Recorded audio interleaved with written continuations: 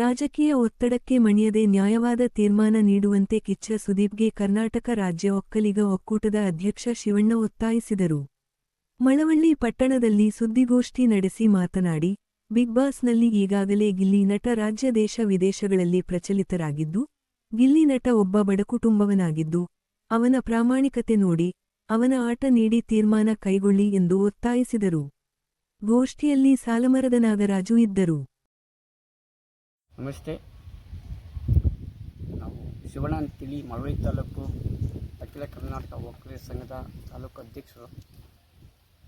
ಇವತ್ತು ನಾನು ಮಾತಾಡ್ತಿರೋ ವಿಷಯ, ಇಲ್ಲಿ ಮಳವಳ್ಳಿ ತಾಲೂಕು ದಟ್ಪುರ ಗ್ರಾಮದ ಒಬ್ಬ ಬಡ ಕುಟುಂಬ ರೈತರ ಮಗ ನಟರಾಜ್ ಅಲಿಯಾಸ್ ಗಿಲ್ಲಿ ಇವತ್ತು DKD ಭರ್ಜರಿ ಶೋ ಮತ್ತು ಹಲವಾರು ಕಾಮಿಡಿ ಶೋ ಮಾಡ್ಕೊಂಡು ಹೆಸರಾಂತ ನಟ ಮಾಡಿದಂಥ ದೊಡ್ಡ ನಟ ಇವತ್ತು ಬಿಗ್ ಬಾಸ್ಗೆ ಹೋಗಿ ಇವತ್ತು ಕೂಡ ಒಳ್ಳೆ ಆಟ ಆಡ್ತಾಯಿದ್ದಾರೆ.